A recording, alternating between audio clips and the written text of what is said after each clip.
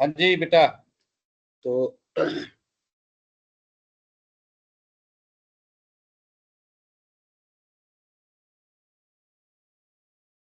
अब हम लोगों को दो और जो यूनिट है, जिसमें दो अलग अलग लेखक हैं, उन पर बातचीत करनी है। चेस्लाव मिलोस और मार्कवेज। चेस्लाव मिलोस की कविताओं पर बातचीत करनी है और मार्कवेज का जो उपन्यास है उस पर बातचीत करनी है, एकांत के स्वर पर। तो चेस्लाव मिलोस के बारे में हमने क्लासेज में जो चर्चा की है ना। मैं उन्हीं बातों को एक बार फिर से रखते हुए आपके सामने ये रखूंगा कि आप प्रश्न करेंगे और कुछ एक कविताओं पर बातचीत हम लोग करेंगे, ताकि हम समझने की कोशिश कर सके, फिर से हमारा रिवीजन हो सके कि उनका अप्रोच क्या है, उनका रचनात्मक व्यक्तित्व कैसा रहा है, क्या कुछ है। चेस्लाव मिलोस 20वीं सदी के उत्तरार्ध के रचनाकार हैं और बहुत ही प्रसिद्ध रचनाकार हैं, बहुत ही फेमस रचनाकार हैं। पोलिश रचनाकार के रूप में, पोलिश कवि के रूप में जाने जाते हैं। और पोलैंड की जो राजनीतिक अस्थिरता रही है, उस पर उससे हम लोग लगभग लगभग परिचित हैं, क्योंकि पोलैंड चारों तरफ से साम्राज्यवादी देशों की तानाशाही, मार्क्सवादियों या साम्यवादियों की तानाशाही झेलता रहा है। ठीक है ना। और राजनीतिक उथल पुथल से लेकर के मानवीय जीवन को असहज बनाने के तमाम वे प्रयास किए जाते रहे हैं, विभिन्न सत्ता और राजनीतिक विचारधारा के लोगों के द्वारा, सत्तासीन लोगों और राजनीतिक विचारधारा के लोगों के द्वारा। चेस्लाव मिलोस एक ऐसे रचनाकार के रूप में जाने जाते हैं जिन्होंने प्रवासी जीवन व्यतीत किया। इनका जीवन अपने अपनी मातृभूमि पर रह करके नहीं हुआ है, उनको जीवन यापन वहां पे नहीं किए हैं, बल्कि दूसरे देश में उनको रहना पड़ा। ठीक है ना। निर्वासन झेला है जिन्होंने, और निर्वासन झेलते हुए, निर्वासित जीवन व्यतीत करते हुए अपनी मातृभूमि के प्रति जो उनका कर्तव्य बोध है, अपने लोगों के प्रति जो लगाव है, आकर्षण है, अपने लोगों के जीवन को लेकर के, उनकी समस्याओं को लेकर के जो चिंता है, वो स्पष्ट रूप से इनकी रचनाओं में, इनकी रचनाशीलता में हमको देखने को मिलता है। निर्वासन या प्रवासी जीवन व्यतीत करने के लिए ये रचनाकार विवश है ना। क्यों? क्योंकि मैंने जैसे कहा कि कई सारी ऐसी ताकतें रही जिन्होंने पोलैंड में रहने वाले सामान्य लोगों के जीवन को एक विडंबनाग्रस्त जीवन बनाने में कोई कसर नहीं छोड़ा, है ना।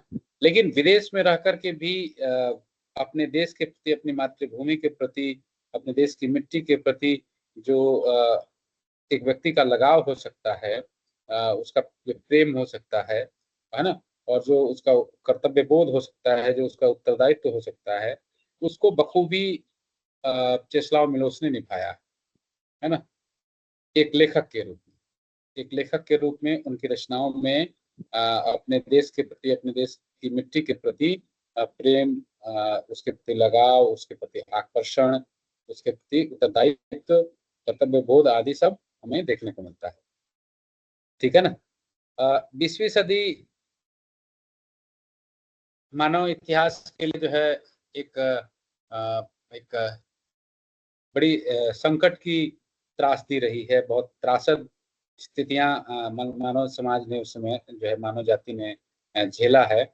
और हमने पहले भी बातचीत की थी कि एक साथ जब एक ही सदी में दो बड़े बड़े महायुद्ध हो जाएं, विश्व युद्ध हो जाएं, प्रथम विश्व युद्ध और द्वितीय विश्व युद्ध, तो निश्चित रूप से मानवता जो है त्राहिमाम त्राहिमाम करने लगती है। तो 20वीं सदी मानव इतिहास के लिए एक ऐसी ही सदी रही। ठीक है ना। जहां पर जो दो विश्व युद्ध हुए, उनके कारण मानवता शर्मसार हुई है ना। उसके पीछे जो भी मोटिव रहा हो, चाहे साम्राज्यवादी ताकतें अपना साम्राज्य विस्तार करना चाहती हूँ, या फिर अपना प्रभुत्व स्थापित करना चाहती हूँ, जो कुछ भी करना चाहती हूँ, जो भी उद्देश्य रहा हो। लेकिन कहने का अर्थ यह है कि मानवता स्वयं मनुष्यों द्वारा किए गए कुकृत्यों के कारण जो है उस समय कराहती हुई, छटपटाती हुई, तड़पती हुई दिखाई पड़ती है। ठीक है ना। अ, विश्व युद्ध की दो दो घटनाएं कोई साधारण घटनाएं नहीं। हम सब उस भीषण त्रासदी के बारे में अलग अलग रचनाओं के माध्यम से, इतिहास के जरिए, या फिर अन्य अनेक फिल्मों आदि के जरिए हम लोग देखने या समझने की कोशिश करते हैं कि ये बड़ा संकट का दौर था। ठीक है ना। तो वो ऐसा संकट था जिसको खुद मनुष्य ने ही पैदा किया था। ठीक है। बीच बीच में कभी कभी फीडबैक देते रहेंगे तो मुझे पता चलेगा कि हाँ, आप लोग सुन पा रहे हैं। हेलो यस बच्चों, सर। सुन पा रहे हैं आप लोग? हाँ, बीच यस बीच सर। में कभी कभी बोलते रहेंगे। हम्म, ठीक है। तो स्वयं अपने ही पैरों पर कुल्हाड़ी मारने का, स्वयं ही अपने जीवन में संकट जो है पैदा करने का एक जो दंश है, वो इस काल के लोगों ने जो है, इस सदी के लोगों ने झेला है। स्वयं मनुष्य ने ही अपने लिए संकट पैदा कर दिया था। हमने हमने तमाम बार जो है जिक्र किया होगा, नागासाकी, हिरोशिमा आदि का उल्लेख किया है कि वहाँ एक बार जो है जो परमाणु बम गिराया गया, उसका परिणाम क्या हुआ कि आज तक वहाँ लोग अ, अपंग पैदा होते हैं, अपाहिज पैदा होते हैं। है ना। जो जापान पर गिराया गया था। तो ऐसी कई सारी घटनाएं घटी होंगी जिनका उल्लेख जो है हमको हर जगह देखने सुनने को नहीं मिलता है, लेकिन ऐसी घटनाएं घटी हुई होंगी जिन घटनाओं ने क्या किया होगा, मानव जीवन को त्रासद बनाया होगा, मानव जीवन को संकटग्रस्त बनाया होगा। है ना। और इतिहास इस बात का गवाह रहा। ठीक है ना। अ, इस सदी ने लगातार एक साथ दो विश्व युद्ध के संकट को झेला, और इस संकट ने मानव जीवन में असहजता लाने में, मानव जीवन को अस्वाभाविक बनाने में कोई कसर नहीं छोड़ा। ठीक है ना। और ये त्रासदी का समय, इसी को कहते हैं एक्चुअल में, ये त्रासदी का समय था। ठीक है ना। भयंकर त्रासदी से मानवता गुजर रही थी, और मानव अस्तित्व का संकट गहराने लगा था। है ना। हम निर्बाध रूप से चलते चले जा रहे थे एकदम से। जो ताकतें हैं, उन ताकतों को यह अहंकार हो गया था कि हम जो है अपना साम्राज्य विस्तार करते करते इस पूरे विश्व पर जो है अपना आधिपत्य कायम कर सकते हैं। ऐसी ऐसी आपने वो कामायनी की पंक्तियां पढ़ी होंगी, जब जयशंकर प्रसाद लिखते हैं कि देवताओं को जैसे घमंड हो गया था, है ना, कि हम अमर हैं, हम हमको कोई जीत नहीं सकता। है ना। तो उनका भी जो है नाश होते हुए मानवता ने देखा था। यहाँ स्थिति वैसी ही थी कि हम अपने साम्राज्य विस्तार के चक्कर में अपने लिए वैसा संकट पैदा करते जा रहे थे कि आगे आने वाली पीढ़ियां उसका दंश झेलेंगी। है ना। चाहे नागासाकी, हिरोशिमा की जो है बात करें, या अन्य किसी स्थान की, वहां आने वाली पीढ़ियां निश्चित रूप से मानव द्वारा निर्मित इस संकट का जो है की त्रासदी निरंतर रूप से झेल रही। मिलोस ऐसे ही परिदृश्य में कविता के दौर में आते, कविता के क्षेत्र में आते। ठीक है ना। इसी परिदृश्य में लगभग इसी समय अ, वो लेखन के क्षेत्र में आते हैं, और एक प्रखर लेखक के रूप में, एक एक मुखर लेखक के रूप में, एक संवेदनशील, निहायती संवेदनशील जिसको कहेंगे। और ये संवेदनशीलता का होना लाजमी भी है, क्योंकि जब एक व्यक्ति अपना सब कुछ छोड़ करके कहीं बाहर जाने को विवश हो जाए, तो फिर क्या ही कहा जा सकता है ना। उसकी संवेदनशीलता का जो है चरम पर पहुंच जाना, ये स्वाभाविक है ना। तो इसलिए मैंने कहा कि निहायत ही संवेदनशील और बेहद सक्रिय, बेहद मुखर, प्रखर, विवाद, है ना, तटस्थ, और एक बड़े रचनाकार के रूप में हमारे सामने आते हैं चेस्लाव मिलोस, ठीक है ना। चेस्लाव मिलोस ने ये जो दौर देखा है, उस दौर को उस दौर के घटित होने के पीछे क्या कुछ कारण रहा है, उन कारणों की तलाश करने की कोशिश करते हैं, है ना। उनकी कविताओं को पढ़ते हुए ऐसा लगता है कि वे इस बात का संकेत कर रहे हैं कि उन्होंने ये समझना चाहा है कि आखिर कौन सी वो ताकतें रही हैं, कौन सी ऐसी परंपराएं रही हैं, कौन सी ऐसी जो है कौन से ऐसे जो है प्रणालियां रही हैं जिनके कारण जो है, कौन सी ऐसी धारणाएं सोच रही हैं जिनके कारण जो है मनुष्य ने अपने साम्राज्य विस्तार के चक्कर में, अपने साम्राज्य विस्तार की आकांक्षा को पूर्ण करने के कारण जो है मानवता को ही रौंदना शुरू कर दिया था। तो उनको दिखाई पड़ता है कि जो ईसाई की जातीय परंपरा है वह इसके पीछे जो है बड़ा कारण है, ठीक है ना। अपनी जातीय ईसाई परंपरा का गहन बोध उनकी कविताओं में स्पष्ट रूप से हमको देखने को मिलेगा, ठीक है ना। जो उनकी जातीय ईसाई परंपरा है उसका गहन बोध वो अपनी कविताओं में दिखाते हुए चलते हैं। और यही कारण है कि वे अपनी इस जातीय ईसाई परंपरा का एहसास जो है अपने पाठकों को भी करा पाते हैं, है ना। उस एहसास को पकड़ पाते हैं क्योंकि उनका संबंध उससे जुड़ा रहा है ना। वे स्वयं ईसाई थे, ठीक है ना। तो वे इस चीज को पकड़ पाते हैं, इस चीज को समझने की कोशिश कर पाते हैं, है ना, कि ये जो परंपरा है उसके कारण किस तरह से जो है संकट धीरे धीरे गहराने लगा था। मनुष्य में क्या कुछ कमियां हैं, क्या कुछ जो है समस्याएं हैं, इन सब चीजों को समझने का प्रयास करते हैं ताकि यह बताया जा सके कि आखिर वे कौन से कारण हैं जिनके चलते जो है मनुष्य ने अपने ही ऊपर संकट पैदा कर लिया। तो चेस्लाव मिलोस जो है एक अ, व्यापक फलक वाले रचनाकार हैं।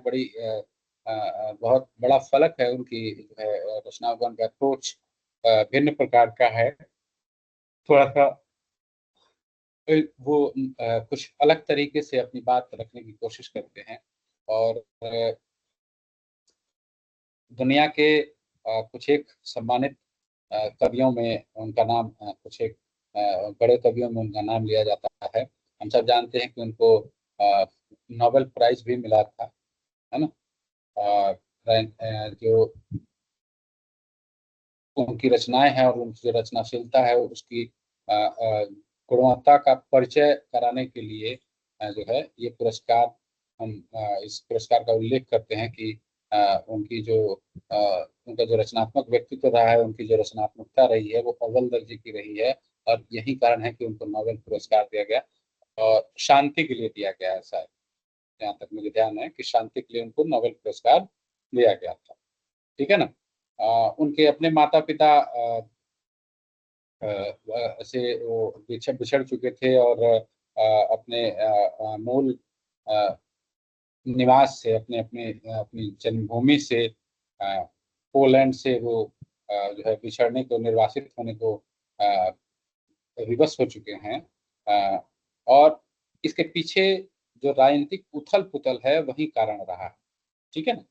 हालांकि अ, उनको जो देश छोड़ना पड़ा वो परमानेंट उन्होंने नहीं छोड़ा था, अस्थायी रूप से गए थे। लेकिन द्वितीय विश्व युद्ध के बाद जो दमनकारी हैं, जैसे मैंने कहा था कि साम्यवादी जो शक्तियां हैं, कम्युनिस्ट पार्टी की जो शासन व्यवस्था थी, उसके कारण वो जो है उधर ही रहने को विवश हो गए, ठीक है ना। यानी कि द्वितीय विश्व युद्ध के बाद जो है वो आ ही नहीं पाए इधर, ठीक है ना। और उसके बाद अपने जीवन के अंत तक उनको अमेरिका में ही, संयुक्त राज्य अमेरिका में ही रहना पड़ा और वहीं से रह करके उन्होंने अपनी कविताएं, अपने उपन्यास, अपनी निबंध, अपनी अन्य रचनाएं जो है मूल पोलिश भाषा में लिखी और उसको पब्लिश करा, है ना। और उन रचनाओं की जो है व्यापकता, उन रचनाओं की कालजयिता ऐसी थी कि उनको अ, अ, अंग्रेजी में ही नहीं विश्व की अनेक भाषाओं में जो है उनका अनुवाद हमको दिखाई पड़ता है। ठीक है ना। उनकी रचनाओं की ये प्रभावशीलता और उनकी उत्कृष्टता का ही परिणाम है कि अंग्रेजी के साथ साथ अन्य विदेशी भाषाओं में भी उनकी रचनाओं का अनुवाद किया गया। ठीक है ना।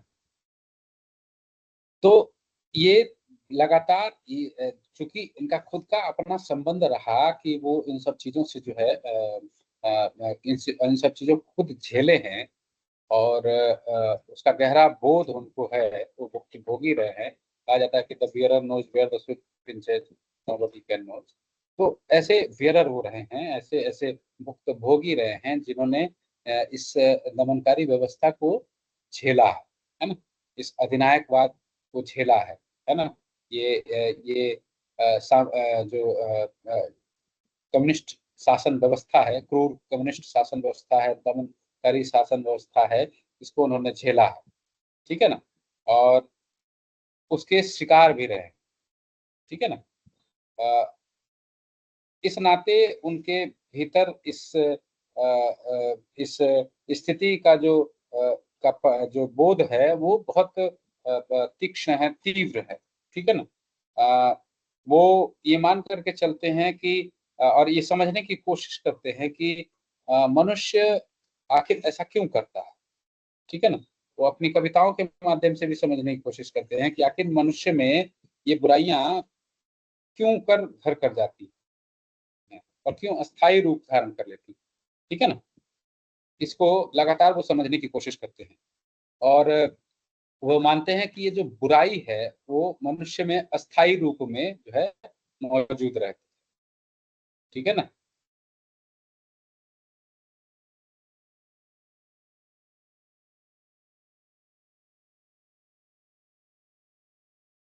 मनुष्य में बुराई जो है क्या होती है, स्थायी रूप में मौजूद रहती है और समय पा करके क्या होती है, वो कभी ना कभी अपना जो है विस्तार करती है। ठीक है ना।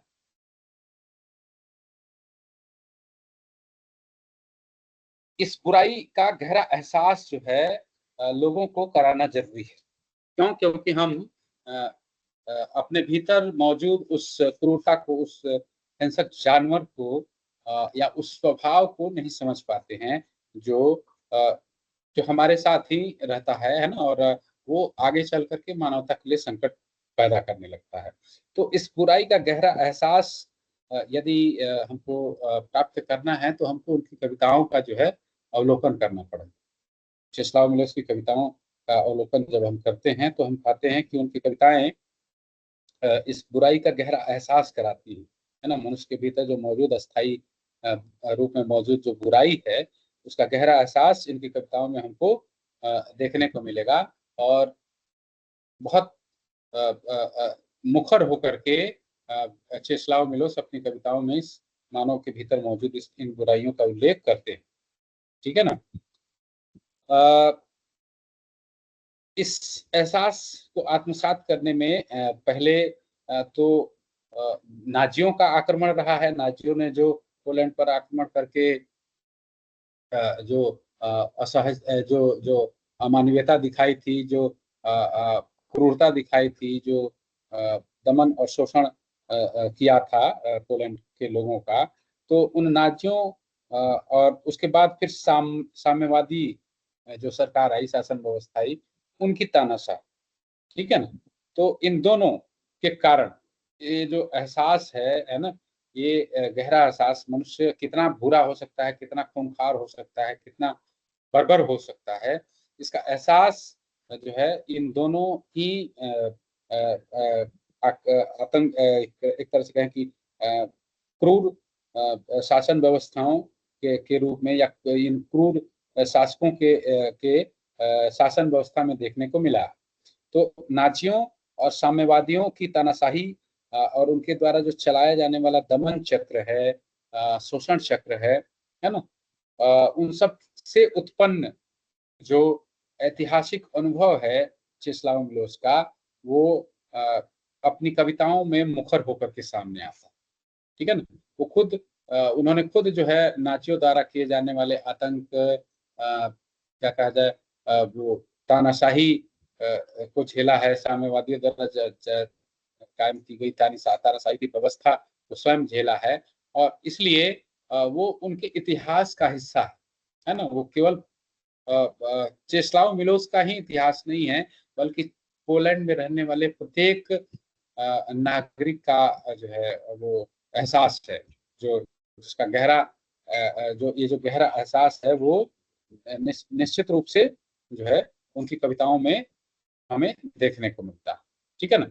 तो इसको ऐतिहासिक अनुभव के रूप में जो है उन्होंने अपनी कविताओं में रखा है, लेकिन वो मानव इतिहास के सबसे बुरे दौर को समझने में हमारी मदद करते हैं। ठीक है ना, उनकी बड़ी भूमिका रही।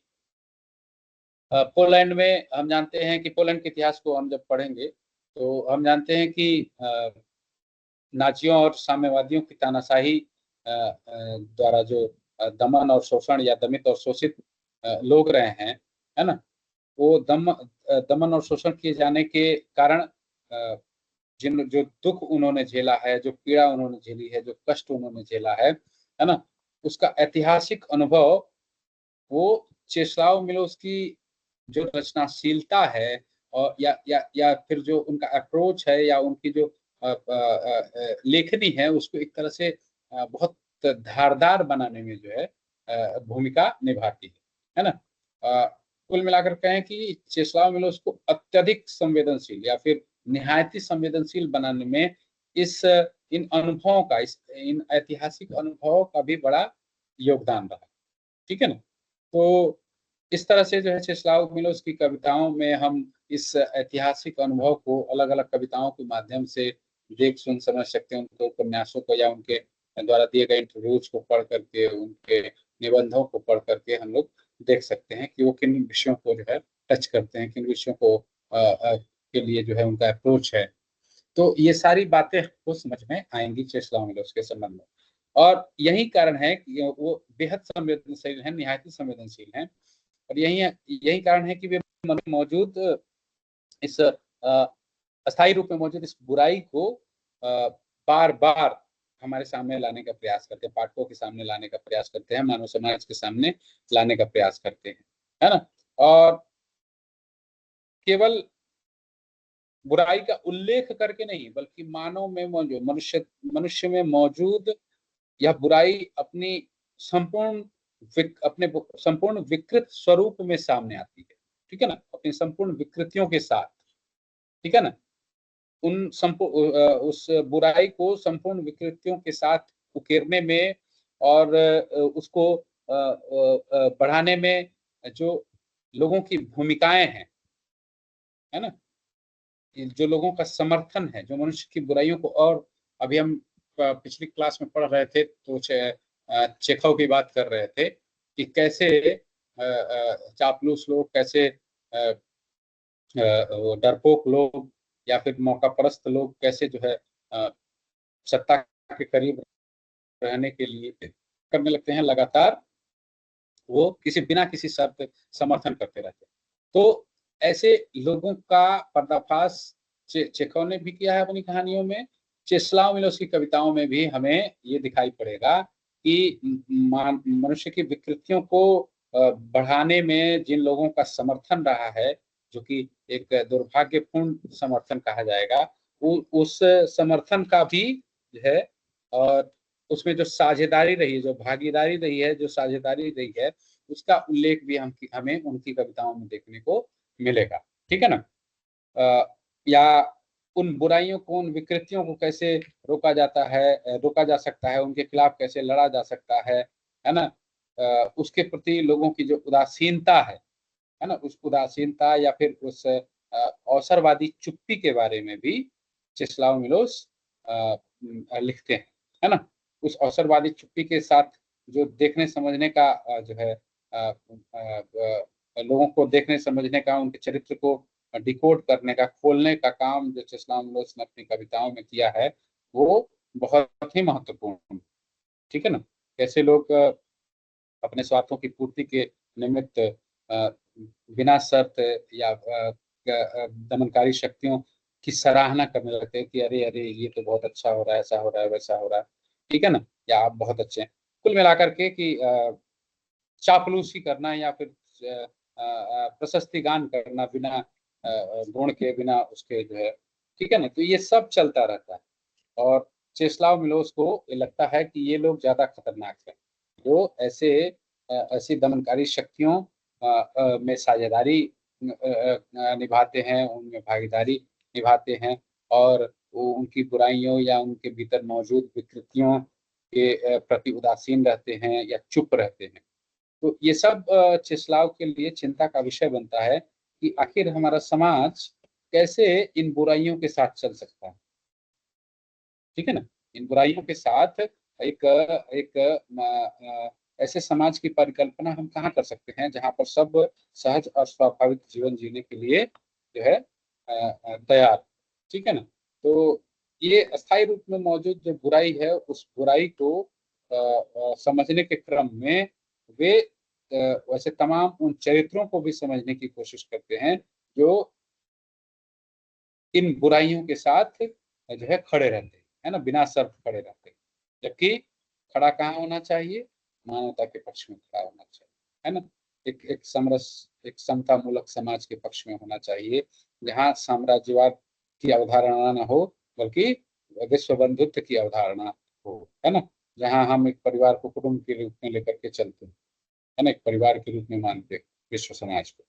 तो ऐसी भावनाओं, ऐसे विश्व बंधुत्व की भावनाओं को, सद्भाव को, सहनशीलता आदि को जो है का समर्थन करना चाहिए, उसमें साझेदारी निभानी चाहिए, उसका उसमें अपना जो है योग देना चाहिए।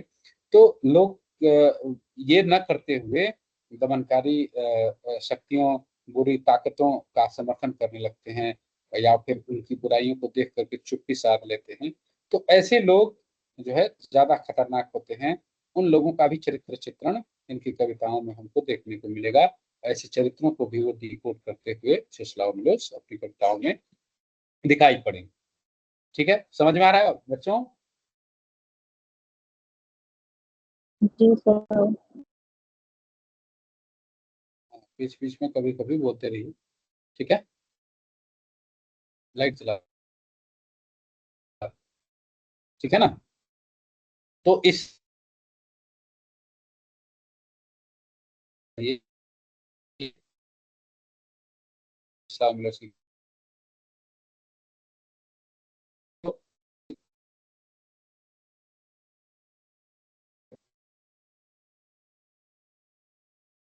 या या चुप्पी है, या फिर जो मनुष्य में मौजूद विकृतियां हैं वो कहाँ दिखाई पड़ रही हैं। हमको कविताओं को पढ़ते हुए इन सारे सवालों को खोजने की आवश्यकता है ना। ये सारे सवाल हम उसमें इन सवालों का उत्तर ढूंढ रहे हैं कि कहाँ कुछ ऐसे जो है अभिव्यक्तियां हमें दिखाई पड़ती है, तब जाकर वो कविताएं हमें और प्यार लगेंगी और आनंद तो वॉइस ब्रेक हो रही है। आएगा। ठीक है, मिलोस के लिए सर कविता आपकी आवाज, सर आपकी सर आवाज अभी भी आप, इन बुरी बुराइयों और स्थिति एक आपकी आवाज ब्रेक हो रही है, आवाज एक नहीं आ रही। रणभूमि के रूप में, एक संघर्ष की एक रणभूमि के रूप में, या एक युद्ध क्षेत्र के रूप में सामने आती है। और अ, अ, वो अपनी अपनी लेखनी रूपी हथियार लेकर खड़े सब हुए एक हो रही है लेखक आप। हेलो के रूप में हेलो सर, वॉइस ब्रेक हो रही है। हमें व्यक्ति मैसेज है कर दो कोई। जो अकेला। हेलो।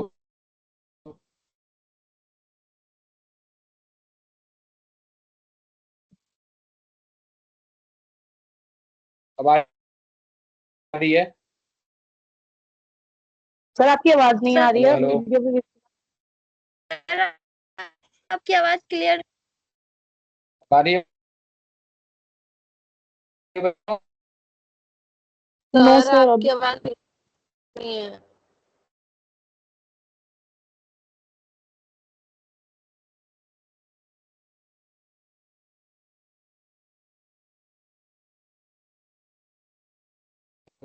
हेलो।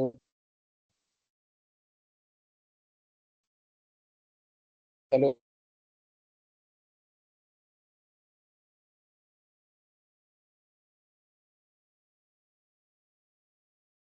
हेलो।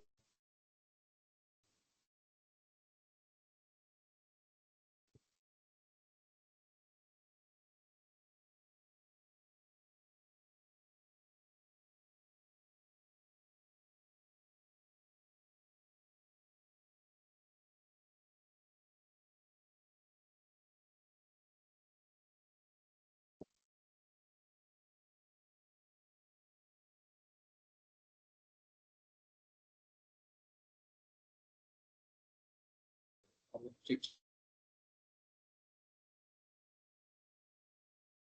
चला।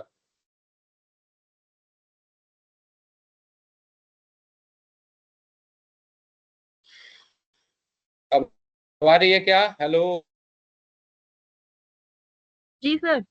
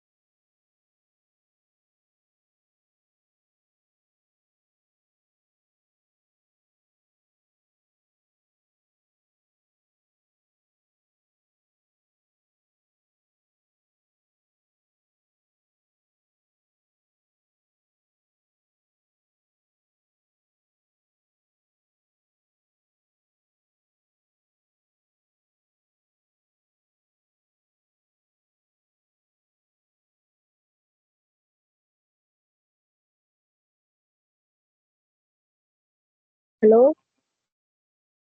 वही जा रही है किसी को। सर लेफ्ट हो गए शायद।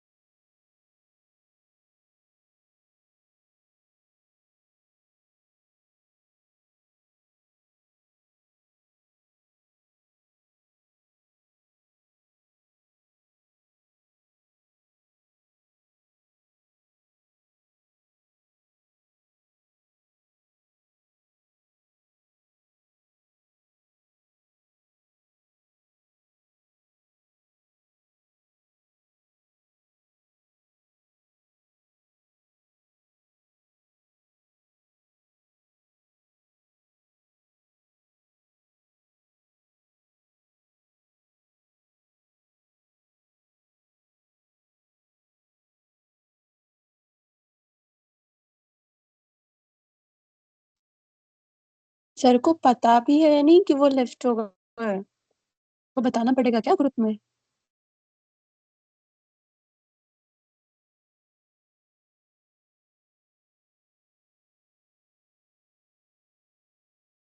सर का नंबर हो किसी के पास तो फोन कर लो।